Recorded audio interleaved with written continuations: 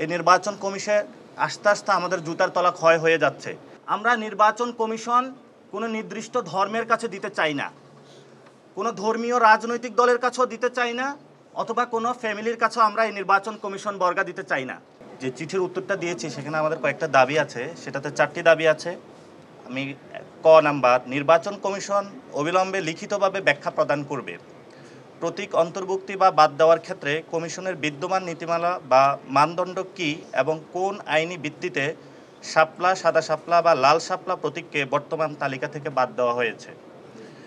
খ, যদি এমন কোনো মানদণ্ড এখনও প্রণয়ন না করা হয়ে থাকে তবে নির্বাচন কমিশনকে তা অবিলম্বে প্রণয়ন ও প্রকাশ করতে হবে এবং সকল রাজনৈতিক দলের ক্ষেত্রে সমভাবে প্রয়োগ করতে হবে। গ, নির্বাচন কমিশন 2008 সালের বিধিমালায় ফরম 2 অনুসারে এনসিপির প্রার্থিত প্রতীকের নাম উল্লেখ করে বিজ্ঞপ্তি প্রকাশ করতে হবে। ঘ, কমিশন প্রতীক বরাদ্দের বিষয়ে যুক্তিসঙ্গত, স্বচ্ছ ও ন্যায়সঙ্গত সিদ্ধান্ত গ্রহণের মাধ্যমে তার সাংবিধানিক দায়বদ্ধতা প্রদর্শন করবে। আমরা চিঠিতে আজকে 4টে বিষয় বলেছি, অর্থাৎ টোটাল মোটা দাগে যেটা দাঁড়াচ্ছে, আমরা একটা গাইডলাইন চেয়েছি যে আপনি বলতে পারবেন না এই প্রতীকটা অন্তর্ভুক্ত হবে, ওইটা বাদ যাবে, এটা নির্দিষ্ট একটা প্রসিডিওরের মধ্যে থাকতে হবে, নীতিমালার মধ্যে থাকতে হবে। তারা এই বিষয়ে নেক্সট মিটিংয়ে সিদ্ধান্ত নেবে, এটার মধ্যে দিয়ে আমাদেরকে জানাবে। আর যেটা হয়েছে, এতদিন নির্বাচন কমিশন তাহলে চলছে কিভাবে, সেটা আমাদের হাসনাত আবদুল্লাহ বলেছেন, এটা একটা জঙ্গলীয় কায়দায় চলছে, কোনো রুলস রেগুলেশন নাই। এটা মর্জি মাফিক অনুযায়ী যে এখানে রাজা তার শাসন, উইদাউট কোনো রুলস রেগুলেশন, কোনো নীতিমালা, কোনো কিছু ছিল না। তো আমাদের শুধু বারবার আমরা বলে আসছি, এই নির্বাচন কমিশন আস্তে আস্তে আমাদের জুতার তলা ক্ষয় হয়ে যাচ্ছে। আপনারা যেভাবে বিভিন্ন সরকারি অফিসে যাচ্ছেন, সেই ক্ষেত্রে এই নির্বাচন কমিশন একটি রাজনৈতিক দলের নিবন্ধন পাওয়ার জন্যই তারা আমাদের জুতার তলা ক্ষয় করে দিচ্ছে। তো এই পরিস্থিতির মধ্য দিয়ে আমরা আরও অনেকগুলো সমস্যা, যেখানে আজকে আপনাদের সামনে বলতে চাচ্ছি, এই যে গণ অভ্যুত্থানটা হলো, এটা আপনারা একটু সবাই মনোযোগ দিয়ে একটু সময় নিয়ে শুনবেন যে আমাদের এই গণ অভ্যুত্থানটা যে হলো, এখানে কিন্তু আওয়ামী লীগের অনেকগুলো অ্যাসেট রেখে তারা চলে গিয়েছিল এবং এই নির্বাচন কমিশনটা 15 বছর তারা নিজেদের মতন সাজিয়েছিল। তো এই যে তারা এই গণিমতের মালগুলা রেখে গিয়েছিল, সেই গণিমতের মাল উপদেষ্টা, বিএনপি, জামাত সবাই এই গণিমতের মালগুলো ভাগ করে নিয়েছে। এবং এই রাষ্ট্রের বর্তমান যা অবস্থা, এই ইলেকশন কমিশনও তারা গণিমতের মাল হিসাবে ভাগ করেছে। আর্মি এক ভাগ নিয়েছে, বিএনপি এক ভাগ নিয়েছে, জামাত এক ভাগ নিয়েছে। কিন্তু আমরা তো জনগণের একটা প্রতিষ্ঠান হিসাবে এই নির্বাচন কমিশনকে দেখতে চাই।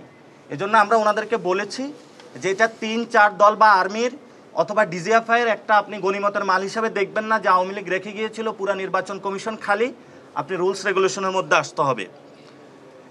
দ্বিতীয় একটি বিষয় যে আপনারা জানেন যে ইতিমধ্যেই গুমের ঘটনায় আমাদের দেশপ্রেমিক সেনাবাহিনীকে যারা কলঙ্কিত করার প্রচেষ্টা চালিয়েছিল, তাদেরকে আদালতের পর্যবেক্ষণে এসেছে এবং তাদেরকে সেখানে তারা গৃহবন্দী হয়েছে।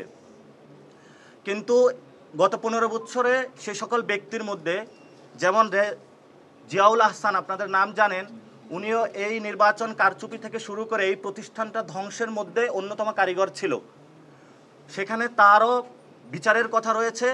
তেমনিভাবে আজকে আমরা বলেছি গত 15 বছরে এখানে যারা নির্বাচন কমিশনে এই সকল কার্যক্রমের সাথে সংশ্লিষ্ট ছিল, তাদেরকে বিচারের আওতায় আনানোর জন্য।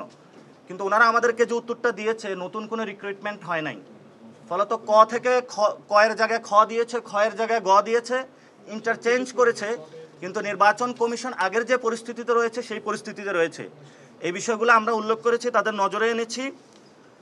আরেকটি বিষয় হলো, এই যে গণতান্ত্রিক যে যাত্রা আমাদের, এই গণতান্ত্রিক যাত্রায় আমরা নির্বাচন কমিশন কোনো নির্দিষ্ট ধর্মের কাছে দিতে চাই না, কোনো ধর্মীয় রাজনৈতিক দলের কাছেও দিতে চাই না, অথবা কোনো ফ্যামিলির কাছেও আমরা এই নির্বাচন কমিশন বর্গা দিতে চাই না।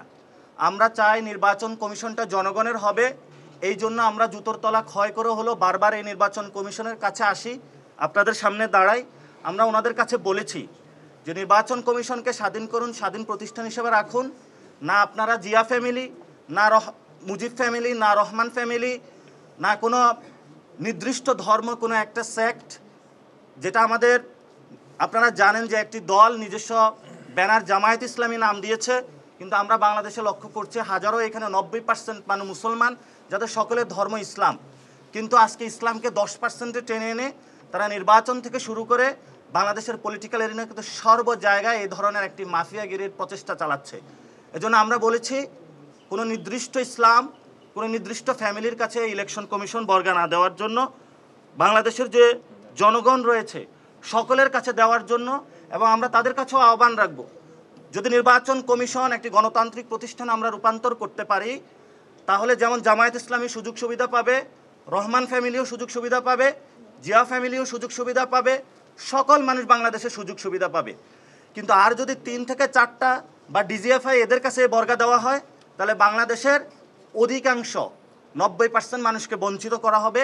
এজন্য বলেছি জনগণের পক্ষে নির্বাচন কমিশনকে দাঁড় করানোর জন্য আমরা তাদের কাছে স্পষ্টভাবে লিখিত দিয়েছি।